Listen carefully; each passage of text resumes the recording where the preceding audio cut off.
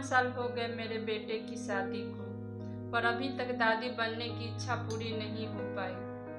मेरे उम्र की सारी सहेलियां दादी बन गई, मेरा तो नसीब ही खराब है। अरे बहू कहाँ चली गई? नजर नहीं आ रही है। अभी चलकर उसकी खबर लेती हूँ।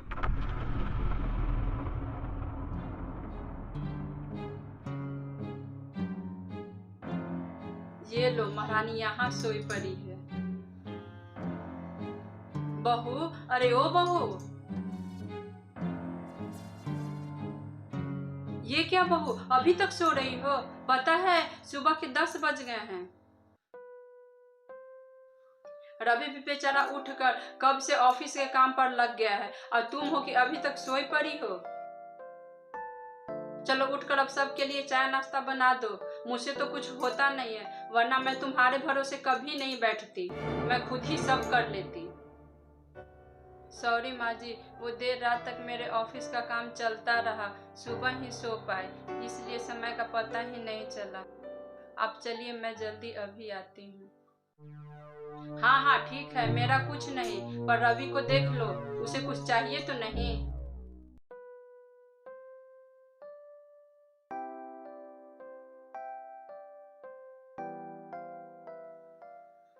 हे भगवान, मुझे जल्दी से ठीक कर दे ताकि मैं अपने बेटे का ध्यान रख सकूं।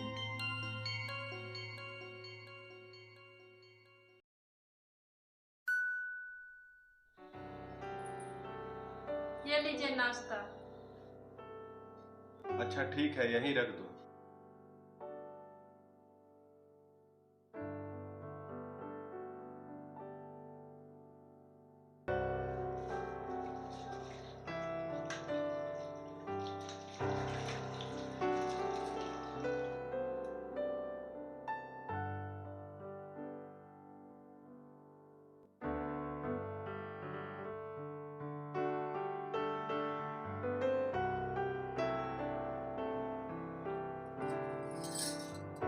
चलो घर का सारा काम तो निपट गया, मुझे मार्केट भी जाना है।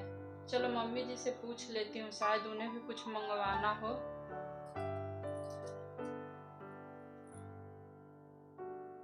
अरे सरला बहन, अपनी बहू की लगाम हमेशा कस कर रखनी चाहिए। तुम भी अपनी बहू को ज्यादा सर पर मत बैठाओ। बहू को ज्यादा उड़ने दोगी तो वह कल को अपनी नौकरी के चक्कर में वह तुम्हें ही घर की नौकरानी बनाकर छोड़ेगी। मैं तो शुरू से ही अपनी बहू की नौकरी के खिलाफ थी। करे नौकरी शौक से, पर साथ साथ घर का पूरा काम भी करे। मैं तो बदन दर्द का बहाना बनाकर बैठ जाती हूँ, नहीं तो सारे काम का बोझ मेरे सर पर आ गिरता।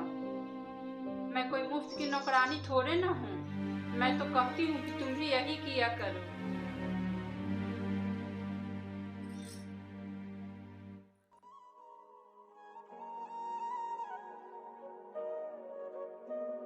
जिस सास को बीमार समझकर दिन रात उनकी सेवा करती रही, उन्हें एक गिलास पानी तक उठाने नहीं दिया, सारा दिन घर का और रात में ऑफिस का काम करके थकान से चूर होकर भी उफ तक नहीं किया, उसका यह फल मिला है मुझे।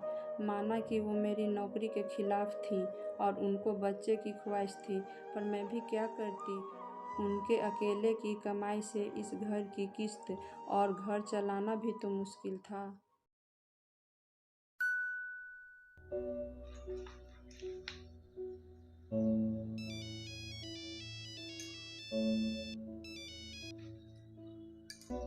हाँ बेटा, कैसी हो? ठीक हूँ माँ, आप लोग ठीक हो ना? हाँ बेटा, सब ठीक है। और हाँ सुन, अपनी सास को ज्यादा भाव मत देना और अपने पास तो कभी बुलाना भी मत, नहीं तो एक दिन तुम्हारे सर पर चढ़ बैठेगी। माँ, अब माँ जी के बारे में बिल्कुल भी अनाप शनाप नहीं बोलेंगी, क्योंकि पता है आपको, आपके चक्कर में आके मैंने उनके साथ कितना बुरा व्यवहार किया था। लेकिन आज मुझे उनकी अहमियत पता चल गई है। तुम तो उनके यहाँ आने के बिल्कुल खिलाफ थी। अगर आज वो यहाँ नहीं होती ना माँ, तो पता नहीं हमारा क्या होता। तुम्हें तो पता ही है कि मेरा नौकरी करना कितना ज़रूरी है। अभी काम का लोड भी बहुत ज़्यादा है और हम दोनों अभी फुल टाइम बिजी ही रहते हैं। ऐसे में माँ जी ने अकेले ही बाबू के साथ साथ घर का पूरा काम संभाला हुआ है, मुझे तो कुछ करने ही नहीं देती। सच में माँ, वे कोई साधारण महिला नहीं है, वो तो मेरे लिए एक देवी के समान है। मेरे इतना अपमान करने के बावजूद भी।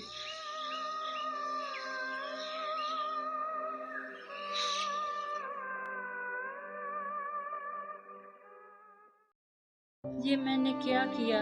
मेरी बहू मेरा कितना ख्याल रखती है, मेरी कड़वी से कड़वी बात का भी बुरा नहीं मानती, उल्टा पलट कर कभी जवाब भी नहीं देती है।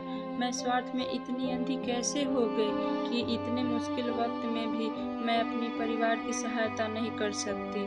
मुझे बहू से अभी तुरंत माफ़ी मांग लेनी चाहिए।